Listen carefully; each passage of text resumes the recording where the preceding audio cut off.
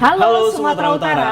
Selamat sore pemirsa. Sumatera Utara hari ini kembali hadir menjumpai Anda edisi Senin 16 Desember 2024. Bersama saya Khairul Arif.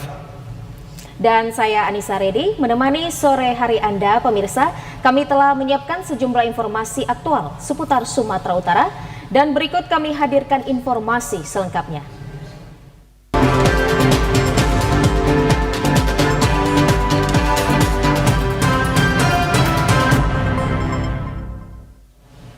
Pemirsa, diduga sudah berusia tua dan kerap menjadi tempat pembakaran sampah. Pohon mahoni berukuran besar di Kota Medan tumbang dan timpa 4 mobil. Video amatir merekam kondisi pasca pohon mahoni berukuran besar tumbang dan menimpa sejumlah mobil di Jalan Abdullah Lubis, Kota Medan kemarin sore. Meskipun tidak ada hujan dan tidak terjadi angin kencang, pohon yang menjadi peneduh jalan ini tiba-tiba patah diduga kurang perawatan dari pihak pemerintah setempat. Selain usianya yang sudah cukup tua, pohon ini juga kerap menjadi tempat pembakaran sampah. Hal itu terlihat dari pusat patahan pohon yang terdapat bekas terbakar. Akibat dalam peristiwa tersebut, satu unit mobil yang sedang melintas tertimpa pohon tersebut dan 3 mobil lainnya yang sedang parkir di pinggir jalan. Nafis, salah seorang korban yang pada saat kejadian sedang melintas, mengatakan kondisi lalu lintas sedang macet. Dirinya sempat mendengarkan suara pohon yang hendak tumbang, namun sudah tidak bisa untuk menyelamatkan diri. Beruntung pohon tumbang hanya mengenai kap depan mobilnya. Meski tak ada korban jiwa dalam kejadian pohon tumbang ini, namun para korban mengalami kerugian kerusakan mobil hingga ratusan juta rupiah. Warga pun berharap kepada pemerintah Kota Medan untuk rutin melakukan perawatan dan pemeliharaan terhadap pohon yang ada di pinggir jalan yang suatu waktu dapat tumbang. Sementara satu unit rumah semi permanen di Kabupaten Langkat hangus terbakar. Api diduga akibat arus pendek listrik. Tidak ada korban jiwa dalam peristiwa tersebut. Satu unit rumah semi permanen di Dusun 3, Desa Baru Pasar 8, Kecamatan Hinai, Kabupaten Langkat, ludes dilalap si jago merah dan nyaris melalap tempat ibadah. Peristiwa kebakaran diduga akibat korsleting listrik. 2 unit mobil pemadam kebakaran milik Pemkab Langkat langsung turun ke lokasi dan api dapat dipadamkan setengah jam kemudian. Tidak ada korban jiwa dalam kejadian tersebut, namun kerugian ditaksir mencapai puluhan juta rupiah. Salah seorang anak dari pemilik rumah, M. Arif, mengatakan api berasal dari asbes atau plafon atas yang ada di kamar ketiga rumah. Awalnya itu pertama anak saya yang tahu sumber api itu dari atas plafon, terus dia mengadu kepada saya, ayahnya, ya itu kamar kebakar. Saya lihat api tadi, saya lihat dari bawah tidak ada, saya lihat dari atas rupanya sudah besar dan saya karena panik ya saya tarik keluar, tapi itu apapun ya yang bisa diselamatkan ya tabung gas sama kompor karena itu takut terjadi ledakan. Setelah itu tidak bisa lagi yang diselamatkan kecuali pakaian yang di tubuh, dan saya pihak keluarga sangat-sangat berterima kasih atas bantuannya. Dan saya tidak bisa mengucapkan satu persatu yang telah membantu warga saya, dan saya sangat-sangat berterima kasih. Kepala Desa Baru Pasar 8, Indrawan Syaputra, mengatakan puluhan warga membersihkan puing bangunan milik Nur Lela yang seorang janda. Kegiatan sosial kemasyarakatan ini digelar sebagai bentuk kepedulian terhadap sesama warga yang tertimpa musibah. Bantuan yang diterima pihak keluarga duka dari Pemkab Langkat seperti Basnas, BPBD, dan Dinas Sosial, pihak luar dan warga sekitar baik finansial maupun pakaian. Pemirsa, pembangunan parit atau drainase yang baru selesai dikerjakan 2 bulan lalu di Desa Dusun 5 Panduman, Desa Kampung Yaman, Kecamatan Aik Natas, Kabupaten Labuhan Batu Utara, roboh. Proyek pembangunan fisik bersumber dari APBD tahun 2024 dengan nilai anggaran sebesar 11 miliar rupiah untuk pembangunan pengaspalan dan teras badan jalan sepanjang 1.500 meter serta pembangunan parit atau drainase sepanjang 1.000 meter diduga dikerjakan asal jadi. Pasalnya terdapat sepanjang 15 meter tembok drainase tersebut ditemukan sudah tumbang. Dan juga di beberapa titik lainnya terlihat kondisi tembok drainase sudah banyak yang retak dan pecah-pecah, serta sudah miring dan nyaris tumbang. Akibat kurangnya pengawasan dari instansi terkait, diprediksi bangunan tersebut tidak berfungsi. Kepala Dusun 5 Panduman Ahmad Yani Munte menjelaskan, pada dasarnya warga merasa senang dan mengucapkan terima kasih kepada Pemkab Labura yang telah membangun kampung mereka. Namun akibat ulah lemahnya oknum pengawas diduga proyek APBD Labura tahun 2024 dikerjakan asal jadi.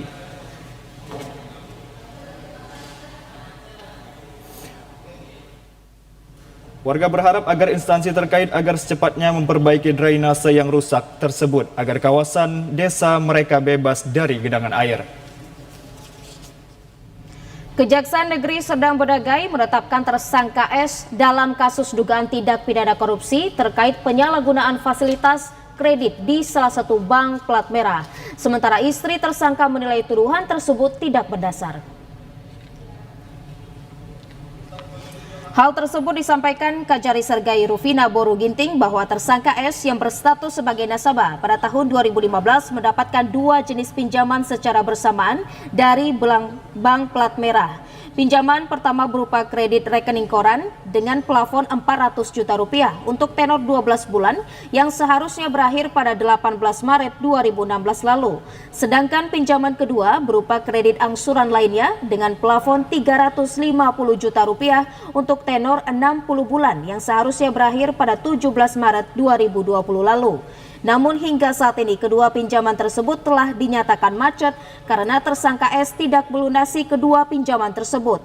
Berdasarkan hasil penyelidikan, tersangka diduga memanipulasi laporan keuangan usahanya, melakukan markup nilai agunan dan mengajukan agunan yang ternyata masih terikat di kredit bank lain. Selain perhitungan oleh Kantor Jasa Penilai Publik (KJPP), kerugian negara akibat tindakan tersangka mencapai Rp964.542 berasal dari selisih baki debit yang merupakan kewajiban nasabah sebesar Rp1,26 miliar dikurangi nilai agunan sebesar Rp302 juta. Pemberian kredit yang diberikan oleh Bank Sumut itu dilakukan pertama agunan, nilai agunannya itu dilakukan markup, kemudian status agunan pada saat itu masih terikat kredit pada Bank BTPN. Sehingga dari hasil perhitungan sementara kami, dari hasil perhitungan oleh KJPP didapat kerugian sebesar Rp964.542.000. Sementara Mujani selaku istri tersangka berharap suaminya dibebaskan dari tuduhan tersebut karena suami selaku tulang punggung keluarga. Masalah kredit tersebut dirinya bersama suami ada mengagunkan jaminan surat-surat tanah atas kredit tersebut. Dia kepala rumah tangga, Pak. Dia harapan saya. Penyalahgunaan dana, fasilitas dana dari Bank Sumut peminjamannya katanya.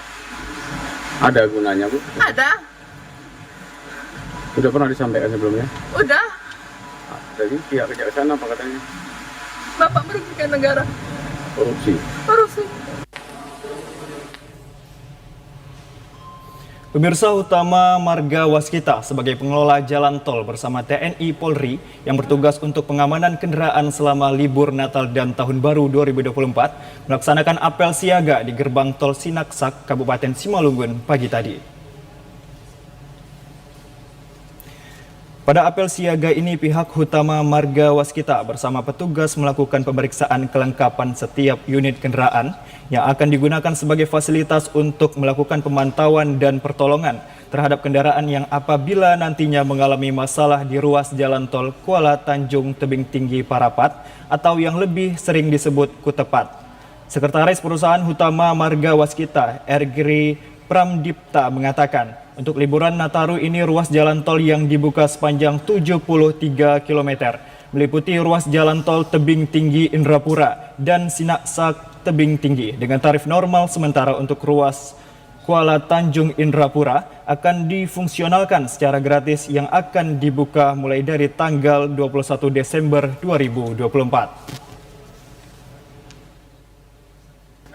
Apel siaga untuk mengantisipasi lonjakan kendaraan selama libur Nataru 2024, sekaligus menjadi bentuk komitmen kami untuk memberikan layanan yang prima, layanan yang memberikan kenyamanan, keamanan bagi para pengendara kendaraan yang akan melewatkan libur Natarunya melalui jalan tol ruas ketupat Kuala Tanjung Parapat.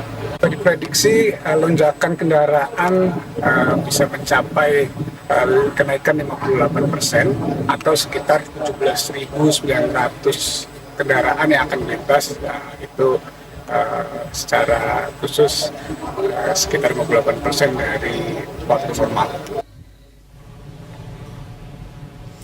Pemirsa, mitigasi gangguan distribusi jaringan listrik kepada pelanggan di seluruh wilayah Pulau Nias kini telah dimaksimalkan. Hal ini untuk mencegah terjadinya pemadaman termasuk jelang Natal dan Tahun Baru.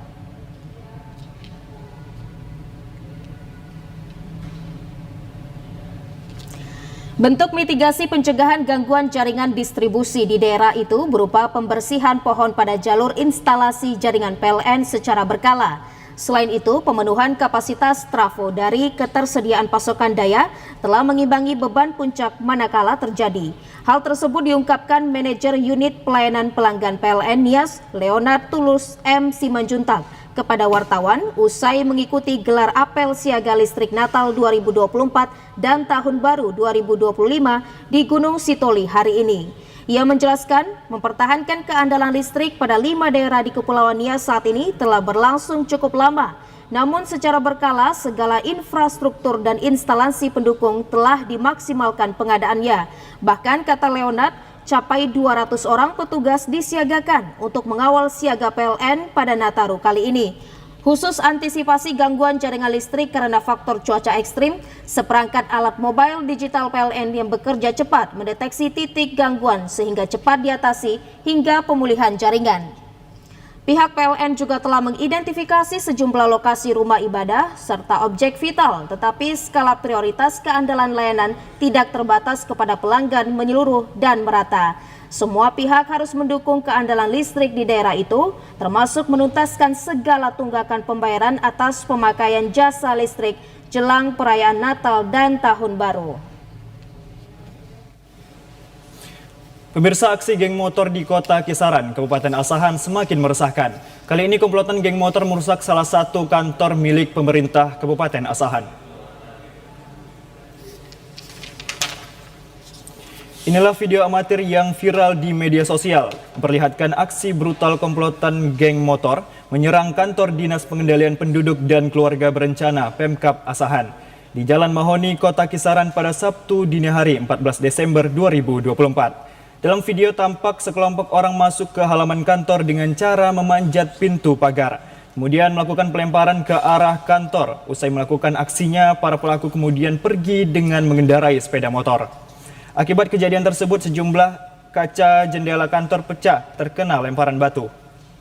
Sekretaris Dinas Pengendalian Penduduk dan Keluarga Berencana Pemkab Asahan, Muhammad Arsyad, mengatakan saat kejadian penjaga malam di kantor tidak berani keluar karena banyaknya massa yang menyerang.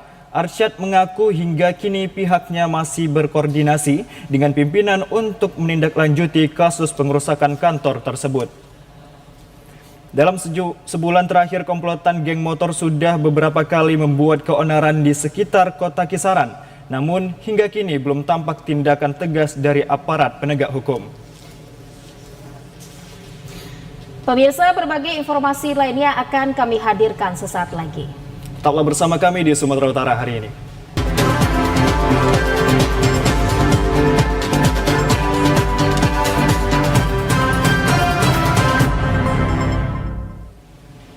Pemirsa, berdasarkan ketentuan dari Kementerian Agama, keberangkatan kloter pertama jemaah calon haji Indonesia 1446 Hijriah diperkirakan akan berlangsung mulai 2 Mei 2025.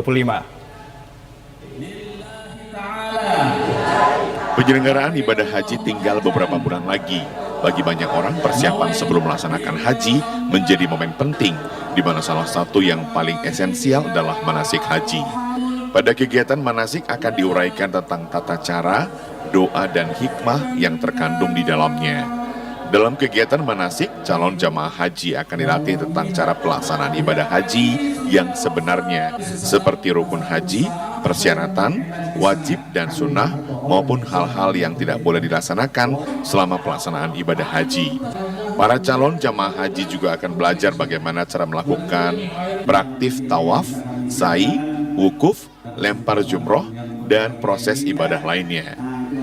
Pemimpin KBIHU Jabal Nur Ustadz Julfikar Hajar mengatakan, para calon haji penting mengikuti manasik haji karena akan mendapatkan ilmu dan pengetahuan peragaan pelaksanaan ibadah haji sesuai dengan rukun-rukunnya. Rajin-rajin lah mengikuti manasik, ya, banyak ilmu-ilmu yang akan diambil dalam manasik itu berbagai masalah. Kadang kita melakukan ibadah haji ini ilmu perjalanan kita nggak tahu bagaimana melaksanakan tayamum di pesawat, bagaimana melaksanakan jamaah dan puasa di pesawat, bagaimana cara itu semua itu tentu ada ilmu dalam perjalanan. Jadi saya pikir pesan-pesan kepada orang yang mau berangkat haji, janganlah anggap enteng nanti haji Anda itu nanti ikut-ikutan. Kalau ini bukan ikut-ikutan, untuk praktek ya, yang kecil lah, mudah-mudahan dengan adanya praktek ini akan memberi manfaat masukan buat jemaahnya.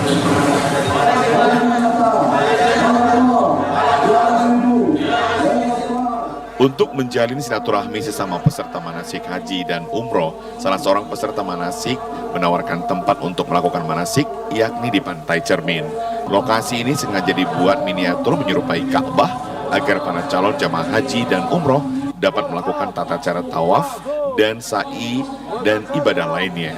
Saat ini pemerintah Arab Saudi telah mengumumkan Indonesia mendapat kuota 221.000 orang, sama dengan penyelenggaraan ibadah haji tahun 2024.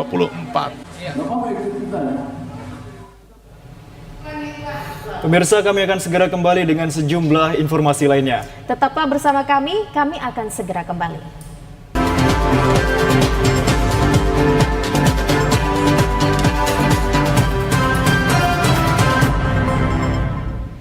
Terima kasih Anda masih bersama kami pemirsa, dan berikut kami hadirkan informasi perakiraan cuaca di sejumlah daerah di Sumatera Utara dari Badan Meteorologi, Klimatologi dan Geofisika Wilayah 1 Medan berlaku esok Selasa 17 Desember 2024.